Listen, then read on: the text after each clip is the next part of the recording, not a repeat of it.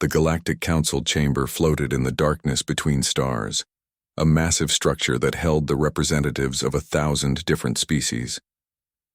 Inside the Great Hall, light came from everywhere and nowhere at once, casting strange shadows on walls that seemed to shift and breathe. Ambassador Taiho stood in the center of the chamber floor, his simple black suit looking plain compared to the elaborate forms and colors of the aliens surrounding him. He had been standing there for 3 hours, waiting for permission to speak. This was the 5th time Earth had requested an emergency session in as many months. Each time, the Council made him wait longer. Taiho kept his face calm, but his hands were clenched behind his back where no one could see them. Finally, Speaker Vorath acknowledged him. The crystalline being's voice echoed through the chamber like wind chimes in a storm. The human may speak. Make it brief. Taiho stepped forward. He had practiced this speech 100 times, but his throat felt dry. Honored members of the Council, I come before you once again to request aid for Earth and her colonies. The Vrexian Dominion has invaded 3 of our outer worlds. 2 million colonists are dead. Another 5 million are trapped on Novara colony with no way to evacuate. We have fought as hard as we can, but our fleet is not strong enough to hold them back. He pulled up a holographic display showing footage from Novara, buildings burning, children crying, bodies in the streets. The images were real, taken just 2 days ago. We ask only for what the Council has given to 40 other species in the past century. Send a peacekeeping force. Help us protect innocent lives. We will repay any debt, accept any terms, please. The chamber was silent. Taiho looked around at the faces, or what passed for faces, of the Council members. He saw no sympathy there, no anger at the injustice. Nothing but cold indifference. Speaker Vorath's crystalline body pulsed with light as he consulted with the inner circle. After what felt like an eternity, he spoke again. The Council has reviewed your petition. We have also reviewed the previous petitions from Earth regarding this matter. Our decision is final. Request denied. Taiho felt his heart sink, but he kept his voice steady. May I ask why? The Council Charter requires aid to be given to member species under attack by outside forces. We have fulfilled all our obligations. We have paid our dues. We have sent our citizens to serve in Council programs. Why are we being refused? It was High Chancellor Krethis who answered. The Andali was massive, with 6 arms and skin that looked like polished bronze. His voice boomed across the chamber. The Council aids those who are worthy of aid. Humanity has been a member for barely 50 years. You are children playing at civilization. Your species is violent, aggressive, and primitive. Why should we risk our ships and soldiers to save? You from a war you probably started yourselves? Angry murmurs of agreement rippled through the chamber. Taiho felt his face grow hot. We did not start this war. The Vrexians invaded without warning or provocation. We have proof. Your proof means nothing, Krethis continued, standing now to his full, imposing height. Let me speak plainly, human. Your species does not belong in the Council. You were admitted as an experiment to see if such a young race could learn to behave in civilized company. Clearly, that experiment has failed. Perhaps if you survive this conflict, you will learn humility. Perhaps you will understand that there are consequences for being weak. The chamber erupted in what passed for laughter among the gathered species. Some clicked their mandibles. Others released chemical signals of amusement. A few simply flashed colors that Taiho had learned meant mockery. He stood there in the center of it all, feeling the weight of their contempt crushing down on him. Speaker Vorath raised a crystalline hand for silence. The vote has been called and decided. Earth's petition for aid is denied. Furthermore, the Council notes that if Earth chooses to withdraw from its membership to avoid further obligations, we would consider such a request favorably. There are many species waiting for the opportunity to join our ranks, species more suited to the demands of galactic civilization. Taiho stared at the speaker. They were not just refusing to help. They were suggesting Earth should leave entirely. He looked around the chamber one more time, searching for even one face that showed sympathy. The Palaxian delegate, Suman's people, looked uncomfortable, but said nothing. The Korthan representative actually seemed sad, but when Tejo made eye contact, the alien looked away. No one would help them. No one would even speak for them. Tejo reached up slowly and removed the silver pendant from around his neck. It was a simple thing, marked with Earth's symbol and the Council's crest intertwined. He had worn it with pride for 5 years, believing it meant something. Believing that Earth was part of something greater than itself. He walked forward and placed the pendant carefully on the chamber floor, right in the center where everyone could see it. The metallic sound it made hitting the ground echoed in the sudden silence. "Humanity withdraws from the Galactic Council," Tejo said quietly. His voice did not shake. "We came to you in good faith. We believed in the ideals this council claims to represent: protection for the weak, justice for the oppressed, unity among the stars." He looked up at Speaker Vorath. "We were wrong to believe in you." He turned to face the entire assembly. "You call us primitive. You call us violent. Perhaps you are right. But we are also something you have forgotten how to be. We are loyal. We remember our friends. And we remember our enemies." Tejo walked toward the massive doors at the chamber's entrance. Behind him, he heard Krethi's laugh. "Run home, little human. Run back to your dying colonies. When the Vrexians finish with you, perhaps we will take your garden world for ourselves. I hear Earth has lovely weather." More laughter followed Tejo as he walked.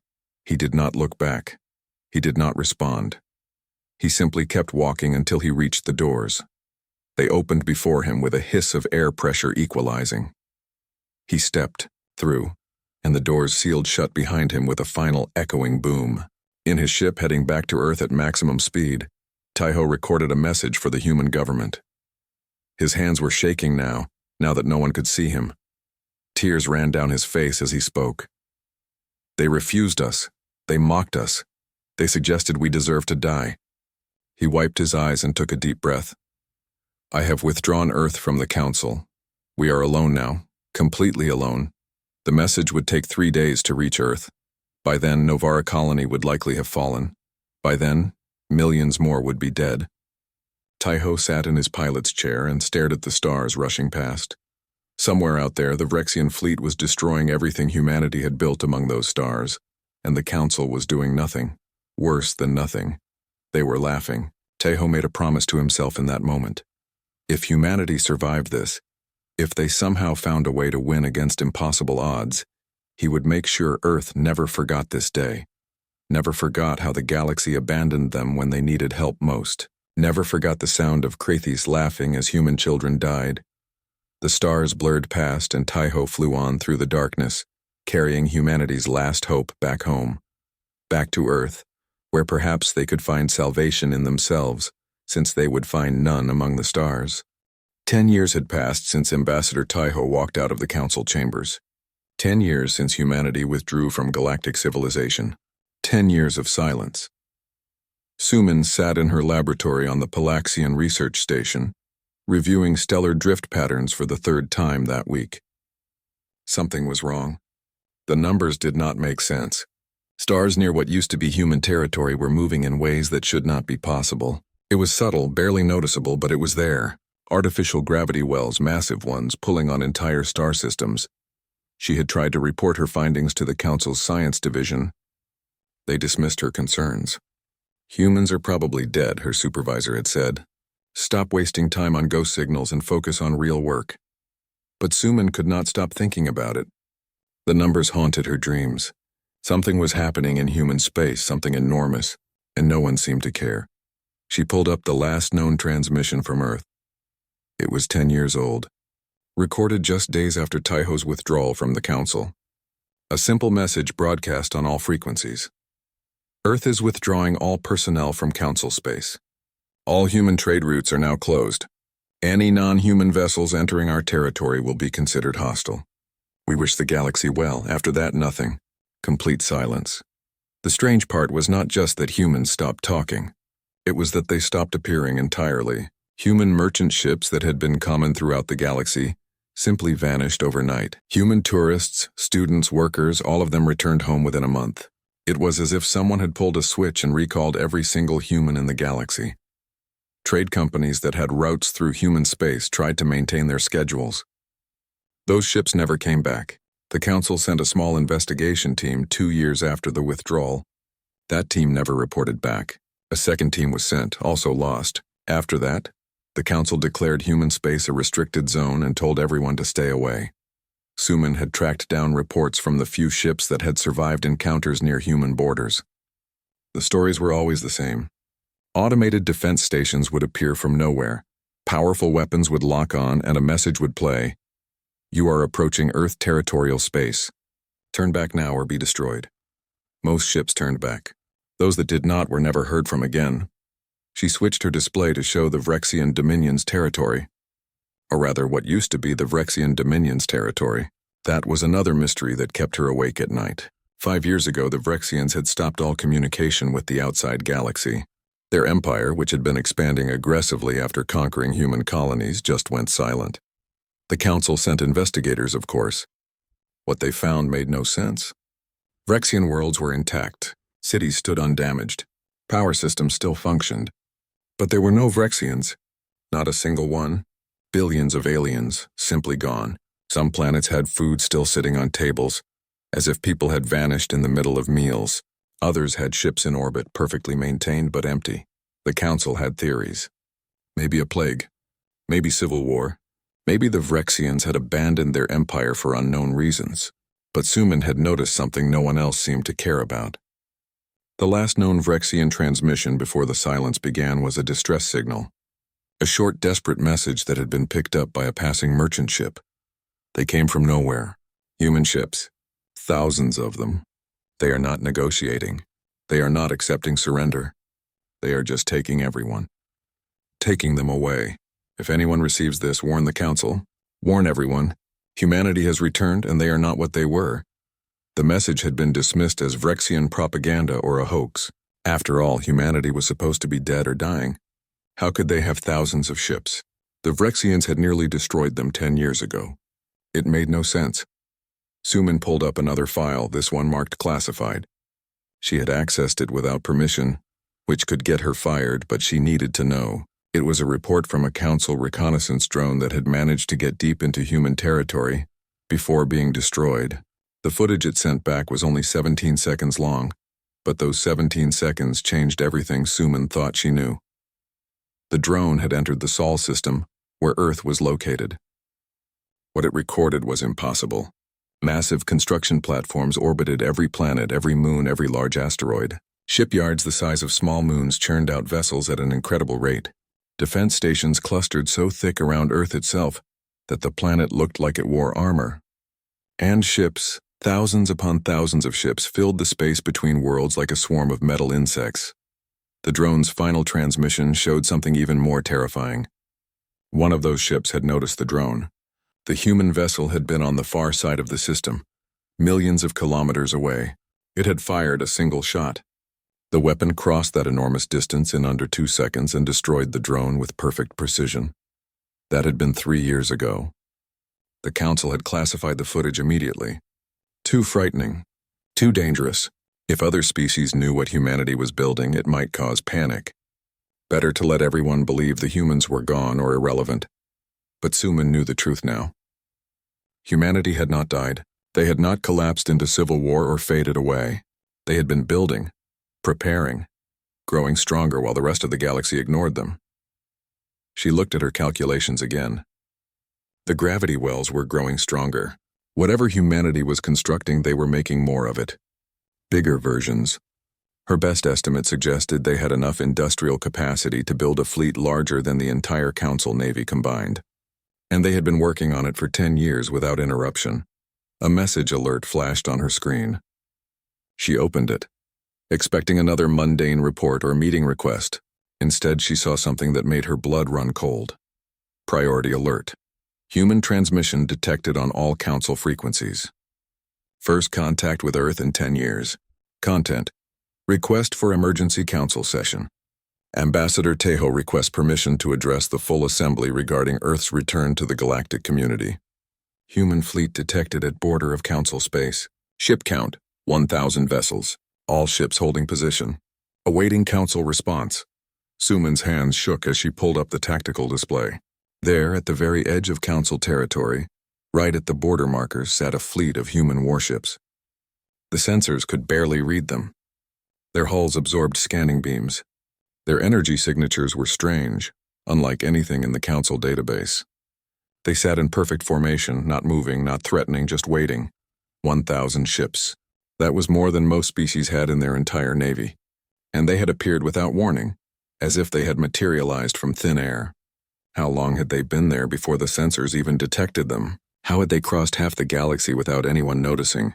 Suman pulled up the transmission from Ambassador Taiho. His face appeared on screen, older now with gray in his hair that had not been there before. His eyes were different too. Harder. Colder. He looked like a man who had seen terrible things and survived them. "This is Earth," he said simply. "We are requesting permission to return to the council. We have terms to discuss. We will wait for your response at the border. We will not enter council space without permission.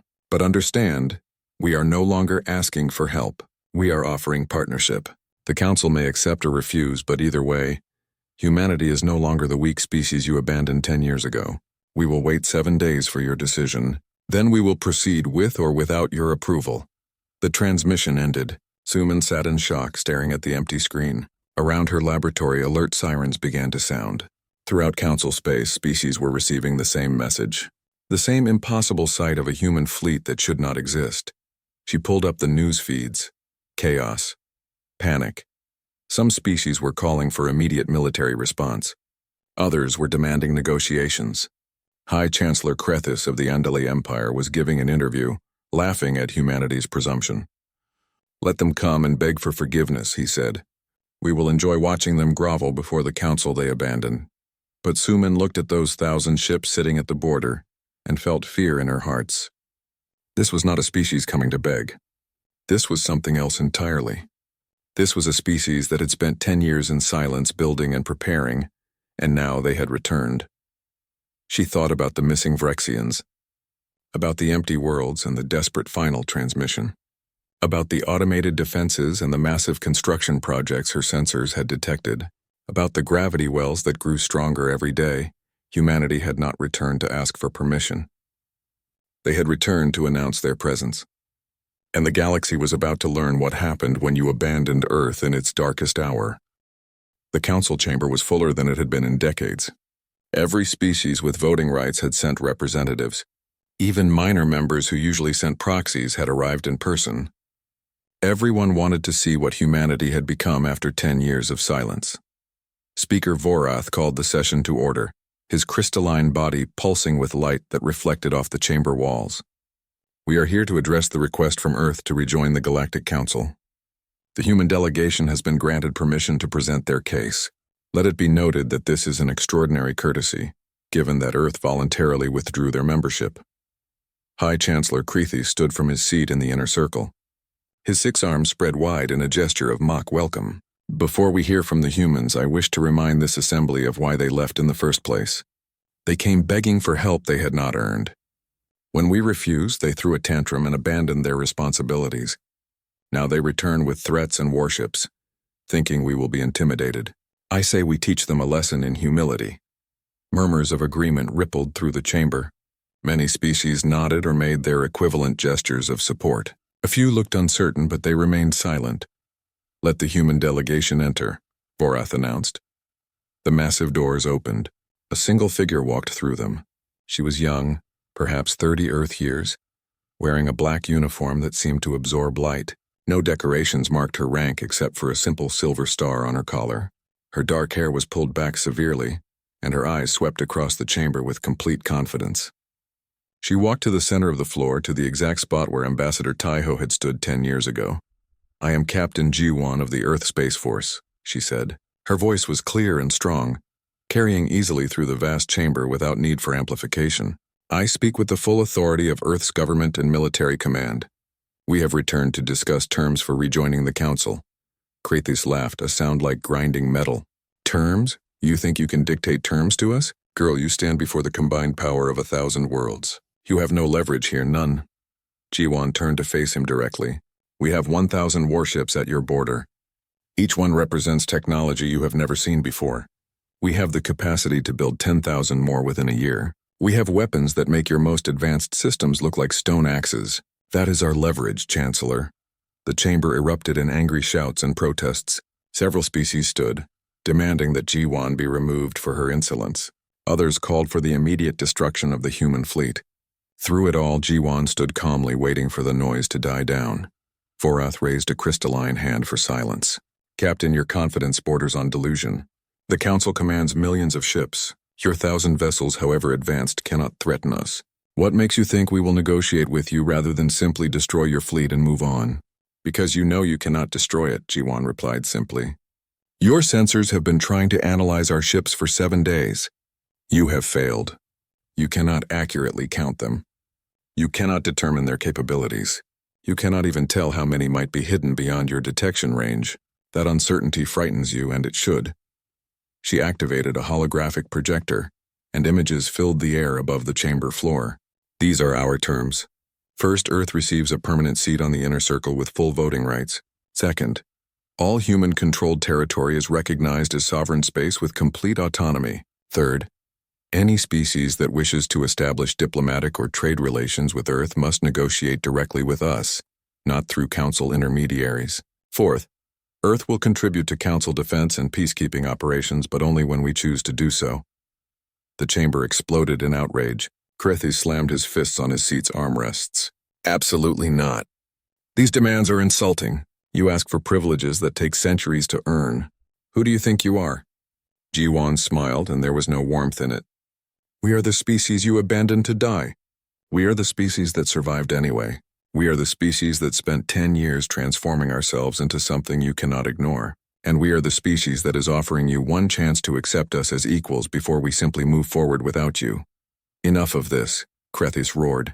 You speak of your advanced technology as if it makes you gods. The Council has technology accumulated over millions of years. We have weapons you cannot imagine. If you do not withdraw your fleet and beg for forgiveness, we will turn your 1,000 ships into debris. Jiwan's expression did not change. Perhaps a demonstration would help clarify the situation. Speaker Vorath, may I have permission to show the Council what happened to the Vrexian Dominion? The chamber fell silent. Every being present had wondered about the Vrexians. The mystery of their disappearance had haunted Council discussions for 5 years. Vorath's crystalline body flickered with what might have been surprise. Permission granted. The hologram changed. Now it showed a Vrexian world, one of their major colonies. The images were clear and recent.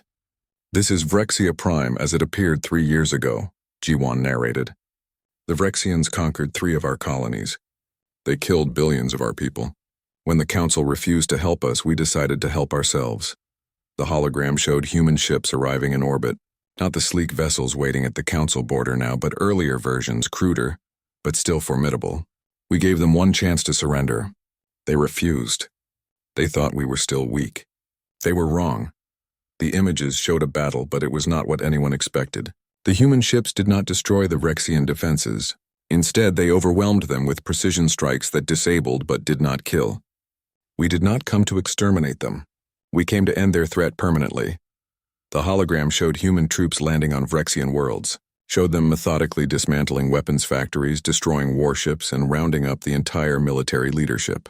It took us 3 years to process the entire Vrexian Dominion. Every world, every station, every ship. We freed millions of slaves they had taken from dozens of species. We destroyed their capacity to wage war. And then we relocated every Vrexian citizen to a single garden world under our supervision. The final image showed a peaceful planet where Vrexians lived in simple communities, farming and building with human monitoring stations in orbit above. They live there now, happy, productive, no longer a threat to anyone. We restructured their entire culture, removed the violent elements, and gave them a chance to build something better. That is what we did to an empire that tried to destroy us. Jiwan turned to face the full assembly. We did not tell you this to boast. We told you this so you understand what we are capable of. The Vrexians had hundreds of thousands of ships. They controlled 50 star systems. We defeated them completely in 3 years while simultaneously building our own fleet and infrastructure. Imagine what we could do if we decided the Council was a threat. Suman watched from the observation gallery reserved for scientists and researchers. Her hands gripped the railing as she realized the full scope of what humanity had accomplished. They had not just survived. They had conquered an entire aggressive empire, restructured it and kept it secret from the rest of the galaxy. The industrial capacity required for such a feat was almost unimaginable. Krethi stood again, his bronze skin flushed darker with anger. This proves nothing except that you are warmongers and conquerors. You attacked a sovereign empire without council approval. You committed crimes against galactic law, and now you threaten us with the same fate if we do not bow to your demands. The answer is no. The council will never accept these terms. Jiwan nodded as if she had expected this response. Very well. Then let me offer one more demonstration of our capabilities. Speaker Vorath, I request that you choose any uninhabited star system within 100 light-years of this station. Any system at all. Vorath consulted with the other Inner Circle members. After a moment, he announced, System designation Theta 447. An empty system with 1 red dwarf star and 3 dead planets. It is 78 light-years from this station. Jiwan pulled out a small communicator and spoke a single word into it. Confirmed. For 17 seconds, nothing happened. The council members looked at each other in confusion. Then every sensor alarm in the station began screaming at once. Technicians ran to their stations, checking readings frantically. Vorath's crystalline body pulsed rapidly with agitation. What is happening? Demanded Krethis. A technician's voice came through the chamber speakers, shaking with fear. System Theta 447 no longer exists. Sensors show nothing where the star should be. No debris, no energy signature. It is just gone. Completely erased from existence. The chamber erupted into chaos. Species shouted in fear and anger. Some demanded to know how such a weapon was possible. Others called for immediate surrender. Krethis stood frozen, his 6 arms hanging limp at his sides, his expression one of complete shock. Jiwan waited for silence, her face calm. That weapon was fired from beyond your sensor range. You never detected the ship that fired it. You never saw the weapon itself. A star system simply stopped existing. This is what Earth has built during our 10 years of silence. The 24 hours passed slowly. Throughout council space, beings watched their news feeds and waited to see if there would be war or peace. Markets crashed as traders panicked. Civilians evacuated from stations near the border. Military commanders checked and rechecked their readiness reports, knowing that if war came, it would be unlike anything the galaxy had seen in 1,000 years. High Chancellor Krethi sat alone in his private chambers, staring at tactical displays that no longer made sense. His advisors had run the projections a dozen times. Every simulation ended the same way.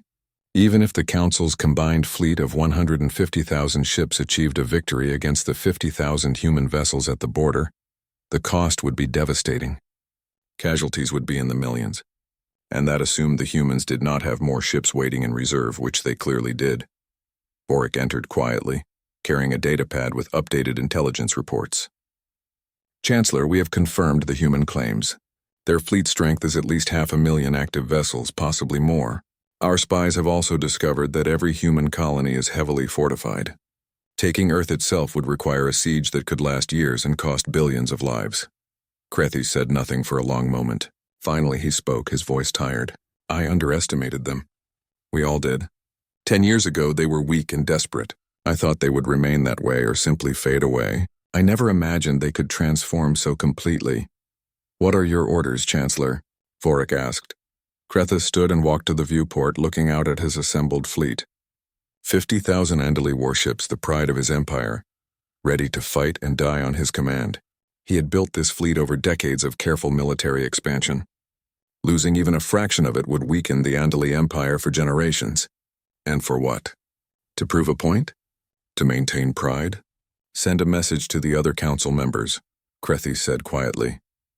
Tell them the Andali Empire is withdrawing from this conflict. Tell them they may do as they wish, but I will not sacrifice my people for the sake of pride. Vorik looked shocked. Chancellor, if we withdraw now, you will be seen as weak. Your political enemies will use this against you. Better to be seen as weak than to be actually dead, Krethis replied. I made a mistake 10 years ago when I mocked the humans. I made another mistake by trying to intimidate them now. I will not make a third mistake by fighting a war I cannot win. Send the message. Within an hour, word spread that Krethis had withdrawn his support for military action. Without the Andali fleet, which represented nearly a third of the assembled forces, the other species began to reconsider. One by one, they withdrew their commitments. Some did so quietly, simply moving their ships back to normal positions. Others made public statements about choosing diplomatic solutions over violent confrontation. By the end of the 24 hours, the massive fleet that was supposed to destroy humanity had scattered.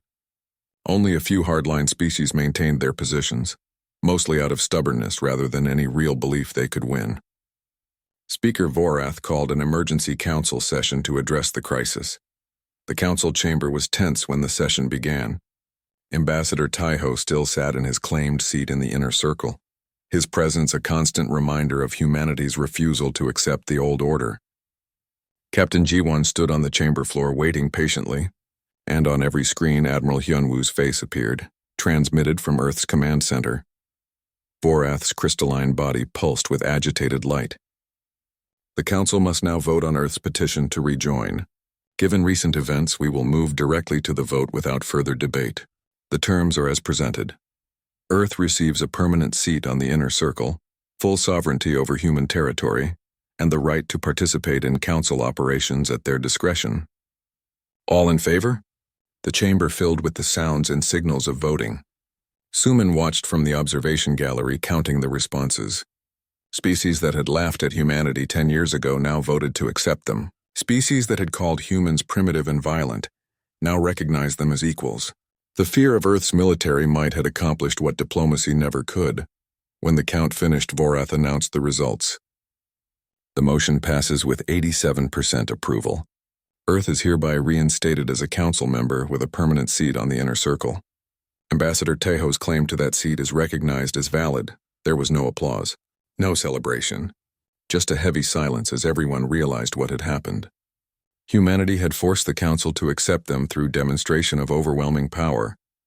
The rules of galactic civilization had changed in a single week. But then something unexpected happened. Admiral Hyunwoo spoke, his voice calm and measured.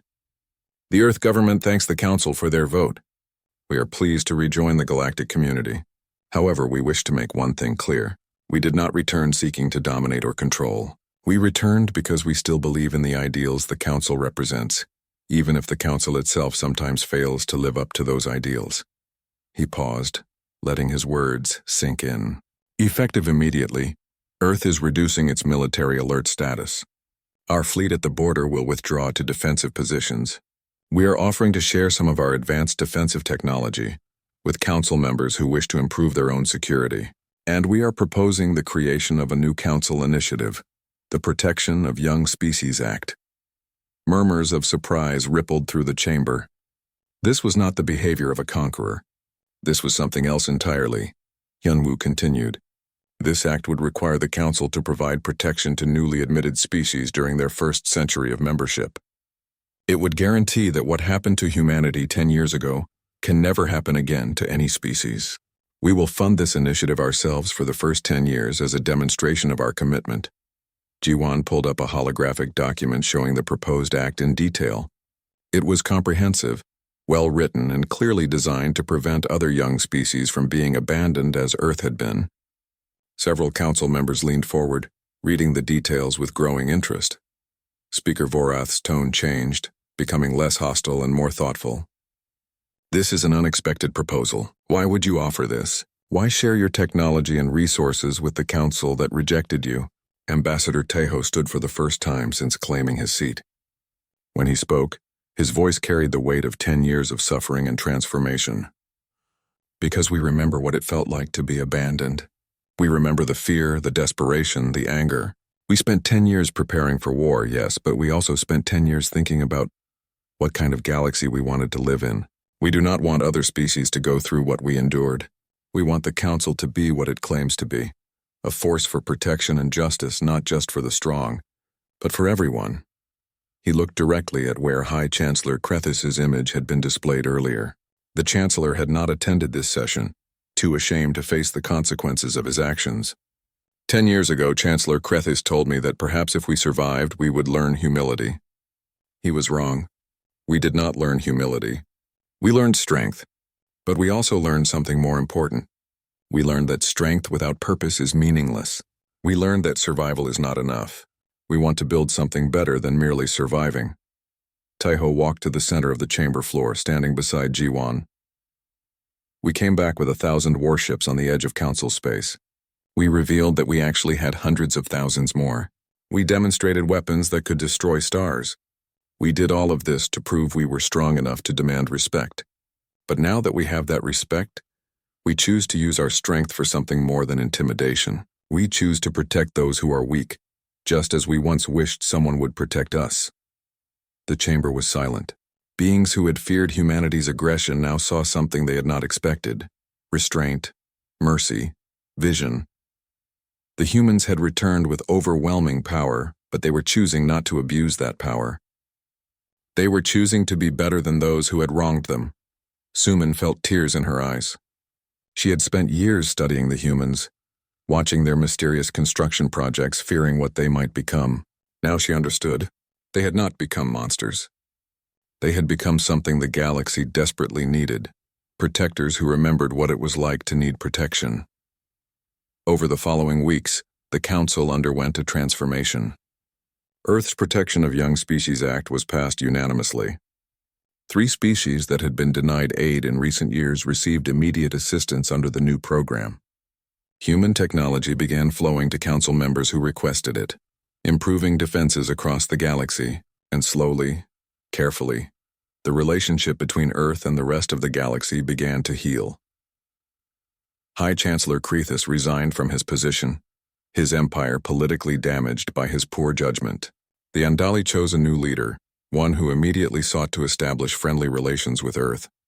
Krethus himself went into exile, but not before sending a private message to Ambassador Taiho. "You were right," it said simply, "and I was wrong. I am sorry for what I did to your people. I hope someday you can forgive me." Taiho kept the message but did not reply. The Council had 3 days left to make their decision. 3 days to accept Earth's terms or reject them. But High Chancellor Krethus was not the kind of being who waited for others to make decisions for him. He was a warrior, a conqueror, and he had built the Andali Empire through strength and intimidation. He would not be intimidated by upstart humans who thought a few advanced weapons made them equals. In his private chambers aboard the Andali flagship, Krethus assembled his military advisors. Holographic displays showed the human fleet at the border, still in perfect formation, still waiting. "How many ships can we mobilize in 3 days?" he demanded. His head military officer, a seasoned commander named Vorik, consulted his datapad. "We can have 50,000 ships in position within 2 days. Another 100,000 within 5 days if we pull vessels from patrol routes and defense stations." "Do it," Krethus ordered. "Send word to our allies. The Korthan, the Mexir, the Dravian coalition. Tell them the Council faces a threat that requires immediate response. Tell them humanity has become aggressive and dangerous. Get commitments from them for ships and support." Vorik hesitated. "Chancellor, the humans have demonstrated remarkable capabilities. The weapon that destroyed Theta 447 was unlike anything in our database. Perhaps negotiation would be wiser than confrontation." Krethus slammed his fist on the table, leaving a dent in the metal surface. "I will not negotiate with terrorists." "That is what they are. Terrorists holding a weapon to the galaxy's head and demanding special treatment. We have millions of ships across all Council members. They have 1,000. The mathematics are simple, even if their technology is advanced." He stood and walked to the viewport, staring out at the stars. 10 years ago, they came here weak and pathetic, begging for our help. We rightfully refused. Now they return thinking they can threaten us into submission. I will show them what happens when you challenge the Council. I will show the entire galaxy that no species, no matter how advanced, can stand against our combined might. Word of Krethus's mobilization spread quickly through Council space. Some species pledged their fleets immediately, eager to demonstrate their loyalty to the Council and their fear of human aggression. Others were more cautious, remembering the destroyed star system, and wondering if open warfare was wise. A few, like the Palaxians, remained neutral, watching and waiting to see what would happen. Suman received an urgent message from her government. All Palaxian citizens were being advised to evacuate from stations near the mobilization zones. War was coming, and no one knew how destructive it would be. She packed her research equipment carefully, backing up all her data about the gravity wells and energy signatures from human space. Something told her this information would be important, regardless of how the conflict ended. On Earth, Admiral Hyunwoo stood in the command center buried deep beneath the planet's surface. Dozens of holographic displays surrounded him, showing real-time feeds from sensors throughout the galaxy. He watched as council fleets began to gather, as species committed ships and resources to Krathus's planned confrontation.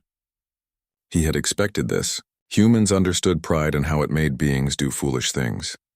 They are assembling approximately 150,000 vessels, reported his tactical officer, a young man named Minho. Estimated time to full mobilization is 4 days. Krathus is leading the formation personally with the Andali fleet as the vanguard. Hyunwoo nodded slowly. And our forces? The 1,000 ships at the border remain in position. Secondary fleet is ready to deploy on your command. All defense stations are at maximum readiness. Weapon platforms are charged and targeted. We are ready, Admiral. What about the civilians? Hyunwoo asked.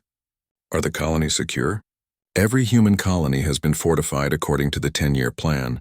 Each one can function as an independent fortress if needed. Civilian populations have been running evacuation drills monthly for the past decade. They know what to do. Hyunwoo allowed himself a small smile.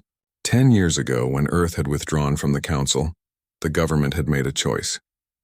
Never again would humanity be caught unprepared. Never again would they be weak. Every resource, every mind, every hand had been dedicated to a single purpose, making sure Earth could stand alone against the entire galaxy if necessary. The cost had been enormous. Earth's economy had been transformed into a war machine. Luxuries became rare. Entertainment became practical. Art became propaganda. Children grew up learning mathematics and engineering before they learned music or poetry. It had been a hard decade, a painful decade, but it had worked. Humanity had been forged into something harder, sharper, and far more dangerous than before. Send a message to Captain Jiwon, Hyunwoo ordered. Tell her it is time for the final demonstration. If Krathus wants to see our full strength, we will show him.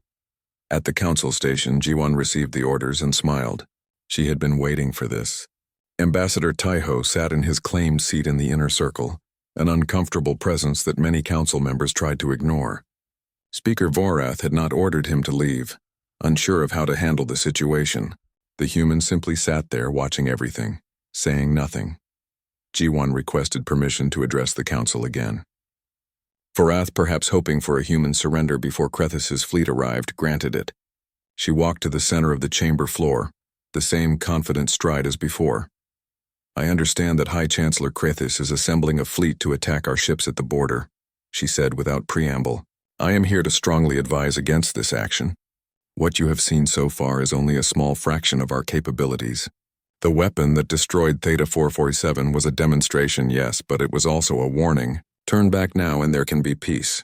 Continue this course and there will be consequences. Krathus's voice boomed through the chamber speakers. He was aboard his flagship but had connected to the council session remotely. Your threats mean nothing, human.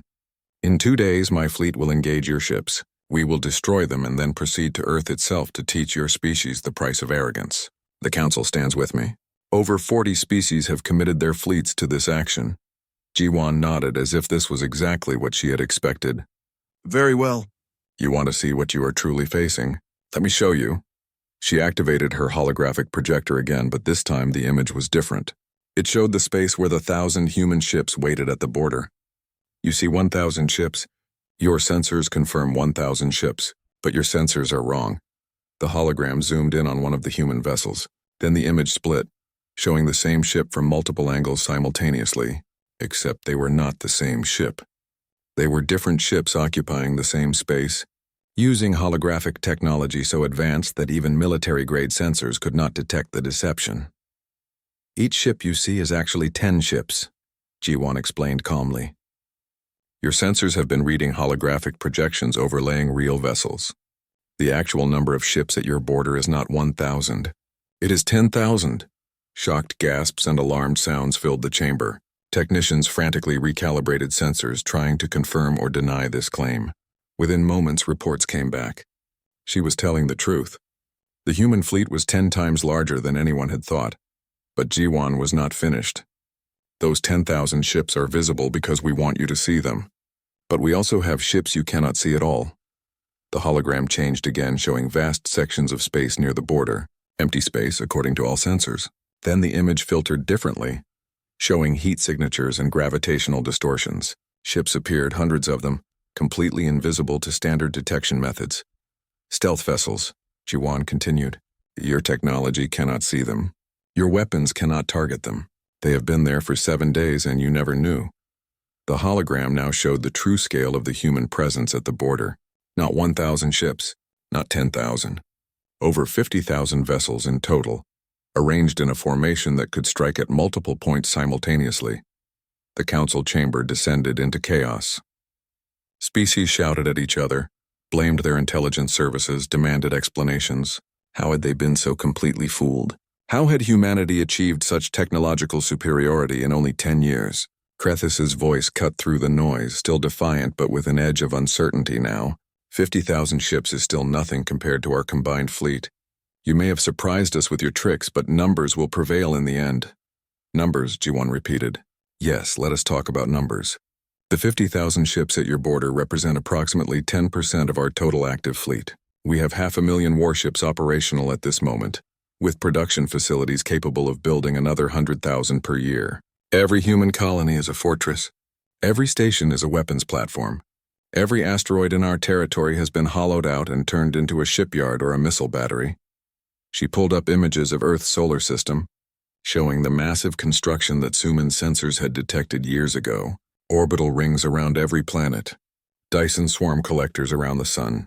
Massive ships under construction in yards that dwarfed anything the Council had ever built. We spent 10 years doing one thing, and we did it with complete dedication.